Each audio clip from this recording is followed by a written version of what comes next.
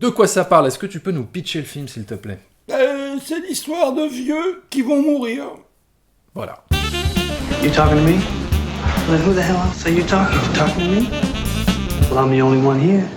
Bonjour et bienvenue dans cette nouvelle vidéo où nous allons faire la critique du film Vortex, le dernier film de Gaspard Noé. Mais avant ça, je voulais juste m'excuser auprès de ma communauté d'être plutôt absent ces derniers temps de YouTube. C'est vrai ça, hein. Bah oui. Qu'est-ce qui se passe? Qu'est-ce qui se Parce passe? que moi je suis fan de Film Talker. Bah oui, non mais Tu penses à moi? écoute, Tu penses à nous, J'avoue. voilà, qui attendons tes vidéos avec impatience, hein, tes facecam, tes critiques cultes, montées, hein, on va dire quasiment des petits making-of comme ça. Et alors qu'est-ce qu'on fait nous sans toi Tu maintenant? veux me faire culpabiliser, c'est Mais ça? complètement. Hein, c'est ça, Complètement. Voilà. Il faut le faire culpabiliser, il faut qu'il revienne, quoi. Qu'est-ce que c'est que cette histoire? Non, mais Qu'est-ce qui s'est passé? Non, mais qu'est-ce qui s'est passé? Écoutez, je vais vous le dire. C'est très simple, c'est que j'en sais rien. Non, mais ce sont les aléas de la vie. Voilà, c'est comme ça. Je peux pas expliquer. Mais j'espère en tout cas revenir prochainement avec un petit peu plus de régularité. En tout cas, je tenais absolument à faire la critique du dernier film de Gaspard Noé parce que depuis que j'ai ouvert ma chaîne, je n'ai jamais manqué de faire la critique d'un film de Gaspard Noé parce que je suis assez fan de ce réalisateur et ça depuis le début, depuis le choc absolu que j'avais eu en 1999 quand j'avais découvert Seul contre tous dans une petite salle de cinéma à Saint-Michel où nous étions 3 dans la salle. C'était ultra glauque. Moi aussi. T'étais là? En 99, à Saint-Michel, et on était 3 dans la salle. Donc c'était toi le gars? Je sais pas, mais en tout cas, c'est marrant. Alors ce qui est drôle, c'est qu'en ce moment, il y a 2 films au cinéma qui traitent de la vieillesse, et même j'ai envie de dire un petit peu de l'horreur à travers la vieillesse. Il y a le film d'horreur espagnol Abuela, et le film de Gaspard Noé. Donc, lequel aller voir? Moi, je n'ai pas forcément envie de donner de consignes de vote, tu vois. J'ai envie de laisser les gens décider d'eux-mêmes. J'ai même envie de vous dire, vous pouvez vous abstenir, hein, l'abstention, pourquoi pas. Alors, Vortex, j'attendais, et toi aussi, je suppose, t'attendais ce film avec impatience. Nous l'avons vu hier soir, et en plus, ce qui a été ultra cool, c'est que ça a été suivi par une petite... une session questions-réponses avec le réalisateur, avec Gaspard Noé, qui est quand même, à mes yeux, peut-être le plus intéressant metteur en scène français à l'heure actuelle. Absolument, je le souligner. Ah non, mais je suis totalement d'accord avec toi. Voilà. Après, c'est un cinéma très particulier, mais au moins il y a toujours une proposition, une vraie proposition de cinéma. Mais c'est vrai, non, mais un questionnement sur le vocabulaire cinématographique, une recherche, une innovation. Il interroge le langage. Voilà, il interroge le langage cinématographique. Absolument. Et c'est tout à fait stimulant. Voilà. Et ce film-là a plus d'un titre puisque, même si le sujet peut paraître très simpliste. C'est deux vieux qui vont mourir. Voilà. Ils vont mourir, c'est sûr, on le sait d'entrée. Ouais, il n'y a pas trop de spoilers, hein. Surtout dans un film de Gaspard Noé. On se doute que la fin ne va pas être très heureuse, mais bon... Vortex, quoi. Ça part en vrillette. Hein. Voilà. La vie est aspirée comme ça. Le temps détruit tout, rappelez-vous. Est aspiré vers le néant, voilà. Et donc, quelle est la proposition de cinéma de ce Vortex? C'est un split screen, voilà, qui va scinder l'image en deux, et ça, c'est assez inédit, puisque tout le film est un split screen, voilà, ça dure tout le long du film. Et j'ai trouvé que ça apportait du sens à pas mal de choses, notamment, moi ce que j'ai bien aimé, c'est vraiment... j'ai trouvé qu'il y avait une certaine même poésie dans la manière d'introduire le split screen au début du film, puisque c'est une bande noire qui vient déchirer le couple en deux, mais comme une larme qui vient un petit peu déchirer et séparer ce couple. Et donc il y a quelque chose d'assez touchant dès le début du film. Et donc un procédé qui va évidemment isoler les personnages et capter dans leur solitude, même s'ils partagent exactement le même environnement, ce même appartement qui est quelque part étouffant, parce qu'il y a ça aussi qui est intéressant dans le film, c'est tout le décor en fait de l'appartement qui est surchargé de babioles, de bouquins. Jusqu'au plafond. Ah ouais, voilà. Partout. Sous les sièges, dans les toilettes, des livres, des papiers. On a l'impression de voir tous les souvenirs, en fait, comme s'ils avaient passé toute leur vie à l'intérieur de cet appart et qu'ils n'avaient absolument rien jeté. Et du coup, c'est voilà, hein, c'est comme notre mémoire. On a l'impression de voir voilà, une Exactement. sorte de cerveau quoi, assez palpable dans le décor. C'est génial, franchement. Ouais, et puis en fait, ça donne comment te dire, au film. Enfin, ce que ça apporte, c'est que on est dans un environnement chargé, comme tu dis, de souvenirs, donc quelque part chargé de vie, et en même temps contrebalancé par deux personnages qui sont en fin de vie et qui, à cause de leur dégénérescence mentale, disparaissent petit à petit. Tu vois, il y a un contraste assez horrible, Ah oui. à la fois dans le décor et dans les personnages, quoi. Parce qu'on l'a pas dit, en fait, ça traite de démence. Hein, donc Oui. c'est vraiment la dégénérescence des cellules grises. Donc Alzheimer ou pas, on ne sait pas vraiment, mais voilà, ça parle de ça. Et du coup, évidemment, Alors, un des personnages, la femme, C'est surtout la femme, On ouais, qui a, souffre. ouais. et du coup, c'est de ça vraiment, c'est ça le cœur du film, on va dire, le sujet. Cette idée du split screen, cette idée de point de vue. La dégénérescence d'un des personnages influe sur le quotidien de l'autre. Et alors, on pourrait se poser la question de se dire, parce que finalement, le projet du film, c'est de nous montrer la banalité du quotidien.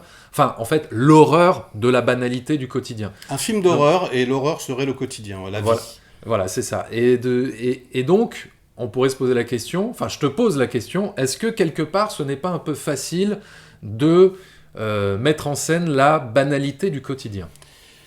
Écoute, je ne sais pas. Je dirais non. Facile, il faut déjà trouver des comédiens qui puissent le faire. En fait, c'est un code de jeu, ça dépend de ce qu'on va faire. Est-ce qu'on va être hystérique, est-ce qu'on va être quotidien? Non, je pense qu'il y a autant de travail. Ça me semble pas forcément facile. Ça a l'air peut-être facile, parce que justement, on a l'impression que c'est vrai, etc. Ouais. Mais après, réussir à ce que ça fasse vrai, ça, c'est une autre histoire. Les comédiens, d'ailleurs, Ah. qui apportent énormément, justement, quand même à l'intérêt du film, parce que... On va faire une petite dédicace à Dario Argento, quand même. C'est la première fois qu'on le voit sur un écran. Donc, Est-ce Maestro, réalisateur italien incroyable, qui a fait des gialli, des films d'horreur incroyables, comme Suspiria, Phenomena, Ténèbres, etc. Et là, de le voir jouer, c'est pour un fan, quoi, c'est incroyable. Surtout qu'il est excellent, quoi. Ouais. Il bouffe relativement l'écran, super charismatique. Je trouve que c'est un peu la révélation du film, c'est Dario en tant que comédien. Non mais carrément, j'ai été vraiment impressionné par son jeu, que j'ai trouvé très crédible, très juste, très naturel. Et pareil pour l'actrice qui joue sa femme, Françoise Lebrun. Il y a aussi Alex Lutz qui joue leur fils, que j'ai trouvé plutôt, enfin, assez bon, quoi, hein. C'est pas le meilleur. Je trouve que ceux qui s'en sortent le mieux, c'est finalement, oui, Dario Argento et sa femme. Mais en termes d'acting, c'est vrai que ça joue bien, et je pense que ça participe énormément à la qualité du film, enfin, en tout cas, à l'émotion que peut susciter le film, plus que la mise en scène, puisque finalement, Vortex, c'est peut-être le film de Gaspard Noé où le réalisateur, là, il s'efface, où il s'est le plus effacé dans ses effets de style, mis à part, voilà, ce split screen, mais une fois passé ce gimmick de mise en scène, on est dans quelque chose d'assez naturaliste dans le filmage, quoi, hein. On est proche des personnages, on les suit, on suit les personnages qui déambulent dans cet appartement, et on est dans quelque chose de beaucoup plus sobre que ce qu'on a l'habitude de voir chez Gaspard Noé, avec tous ces effets stroboscopiques, enfin, on va dire, toute cette mise en scène quand même souvent agressive pour le spectateur. Là, on est dans quelque chose de beaucoup plus de beaucoup plus sobre, quoi. Mais pas inintéressant, parce que ça laisse la place effectivement aux personnages et à des scènes très naturelles d'improvisation, parce que chez Gaspard Noé, il y a très peu de dialogue écrit, hein. Il laisse la place énormément à l'improvisation, à la spontanéité, pour vraiment capturer le réel dans son histoire. Et d'ailleurs, c'est aussi pour ça, c'est ce qu'il disait juste après le film en interview, enfin en question-réponse, l'idée d'avoir deux axes de caméra qui sont quand même finalement assez proches. Parfois, on a carrément les caméras collées. Hein. Voilà. Et comme tu disais, on pourrait presque avoir un seul plan et ce serait pratiquement la même chose. Mais lui, ce qu'il expliquait dans sa démarche, c'est que c'était il expliquait que d'avoir deux points de vue même si c'est exactement dans le même environnement, de point de vue, ça nous rapproche de notre perception du réel plus que de faire un contre-champ, un montage, etc., quoi. Et que là, finalement, c'est nous, spectateurs, qui faisons choisissons le montage en temps réel, quoi. J'ai pas ressenti le film pareil que toi. Déjà, les comédiens, moi, je les ai pas toujours trouvés excellents. Ouais. C'est-à-dire que je chipote peut-être, hein, mais j'ai senti parfois que c'était improvisé. Un petit peu. Je trouve qu'il y a certaines scènes qui, avec moi, n'ont pas forcément marché. Ouais. Et du coup, l'émotion, parfois, ne m'est pas parvenue. Donc, il y a des scènes qui marchent très bien. Hein. Une scène, la scène où Dario se tient le Ah cœur, oui, sur la le scène beurre, par exemple. Une scène avec le gaz, des petites choses comme ça qui m'ont vraiment tenu. Et puis d'autres scènes, par exemple, comment Alex Lutz fait un câlin à sa mère, etc., que j'ai senti un petit peu artificiel. Parfois, enfin, je suis pas forcément rentré dedans. En revanche, j'ai été ultra stimulé tout le temps par le split screen. Et je me suis vraiment, pendant le film, je me posais la question, en gros, je me mettais à la place du metteur en scène, et j'étais quand même assez stupéfait de voir que, parce que le split, c'est quand même quelque chose qui est normalement ultra flamboyant. D'un côté, tu vas avoir la mer, de l'autre côté, tu vas avoir la montagne. Enfin, là, on a un environnement qui est quasiment identique. Donc ça, c'est complètement inédit, déjà. C'est juste, en fait, pour souligner une psychologie, quoi. Et pour que ça fasse plus quotidien, comme tu l'as dit. Et c'est très très statique, parfois ça peut rester ultra longtemps, c'est vraiment anti-spectaculaire quelque part, et ça c'est quand même une proposition de cinéma ultra intéressante, et que j'avais jamais vue nulle part. Ouais, voilà, c'est ça. Oui, une façon de faire du split, mais anti-spectaculaire. C'est assez dingue quand même, je trouve. Et le fait d'avoir pris Dario en plus, Dario qui est un maestro, voilà, le mec qui fait des films complètement incroyables avec des mouvements de caméra, des couleurs, c'est opératique, ça te saute à la gueule. Et là, en fait, le fait de le convoquer, nous, dans la tête, on a cette imagerie quelque part, voilà. En plus, là, dans le film, il travaille, il est écrivain, il travaille dans le cinéma, on ne sait pas trop, mais ça parle beaucoup de cinéma également. Ouais. Ce sentiment de perte, justement, de choses qui s'échappent, de choses qu'il n'y a plus, on le ressent de façon extrêmement forte, etc. Donc moi, c'est plus formellement que le film m'a stimulé, et peut-être pas, au niveau de la direction d'acteur. Ça, c'est peut-être le point où j'étais justement le plus déçu. Je suis pas comme toi, j'ai pas ressenti pareil que toi. Ouais, moi je les ai trouvés vraiment très convaincants, quoi, très justes. Et comme tu disais, ouais, la scène d'agonie, à un moment donné avec Dario Argento. C'est assez impressionnant, quoi. En plus, apparemment, il n'y a pas d'effet, enfin, comment te dire, il n'y a pas de trafic au niveau du son, c'est vraiment le son de de ses poumons, quoi, qui ont du mal à, voilà, sa respiration, etc. est vraiment réel, apparemment. On va donner envie aux spectateurs d'y aller. Allez-y, il y a des scènes d'agonie incroyables. C'est voilà, super. c'est super. Très très bien joué. Voilà, oui, c'est un film où quand tu sors, tu as la pêche immédiatement, quoi. Non, mais vraiment. Alors c'est marrant en plus parce que la salle était peuplée de jeunes, 18-24 ans partout. Ouais, on s'est dit, les films de vieux intéressent les jeunes, mais pas forcément les vieux. Mais tu noteras quand même qu'il y a des moments dans le film où des gens se sont levés pour quitter la salle parce que c'était trop pour eux, et notamment une scène où Dario Argento prend une douche. Ah oui. Et là, là c'était trop. Un vieux qui prend sa douche, là les gens ils s'en vont. Là c'est plus possible. C'était là, ils ont dit non, là je peux pas. L'anti-glamour, non, on s'en va. Ouais. Alors.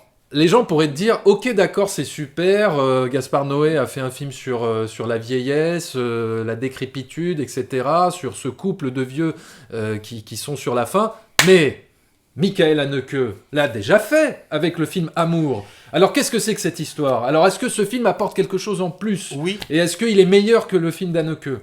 Alors, moi, j'adore Haneke, j'ai adoré Amour, personnellement, mais je trouve que ça n'a rien à voir, puisque Amour... quelque part, c'est grossier ce que je veux dire, essaye d'être beau, essaye d'être émouvant, quelque part, et il l'est, moi j'ai été ému, je trouve ça très très joli, quoi. Alors que là, on a vraiment l'impression qu'il essaye, encore une fois, de faire le truc le plus quotidien possible, j'ai envie de dire presque le plus moche, enfin, je ne sais pas comment dire, quoi, le plus lent, le plus chiant, comme si vraiment tu subissais le quotidien, réellement, quoi. Et la lenteur y participe, quoi. Donc, ça n'a rien à voir en termes de proposition de mise en scène. C'est radicalement différent. Les deux films n'ont rien à voir. C'est pas parce que vous avez aimé Amour que vous allez forcément aimer Vortex et inversement. En tout cas, cet appartement, apporte vraiment un truc limite de claustrophobie. Ah ouais. Puisqu'il est tellement surchargé qu'à la fin, Plafond de ouf. Non mais, moi, c'est horrible ce que je vais dire. C'est horrible, mais vers la fin du film, quelque part, il me tardait que ces personnages meurent. Non mais... Parce que, non mais, j'ai tout fait avec eux, et quelque part, je me disais, la mort va les délivrer de... Tu vois, de cette lente agonie, justement, enfin, ce long chemin vers la mort, quoi. Tu vois, j'avais envie et c'est ça que ça m'a procuré comme sentiment. On peut parfaitement le comprendre, et j'imagine que certaines personnes qui sont confrontées à cette maladie chez leurs proches, c'est peut-être parfois douloureusement ce qu'ils peuvent ressentir. Donc, voilà. Yeah, c'était funky. Donc voilà, si vous êtes au plus mal, si vous avez le blues, si vous êtes complètement déprimé, eh bien foncez voir Vortex. Vous allez en sortir, mais avec une patate. En tout cas, c'est pour toutes ces raisons que moi, personnellement, je mets à Vortex 3,5 sur 5. Combien tu mets, toi? Mais j'ai oublié. Ah, bon. Sur 5.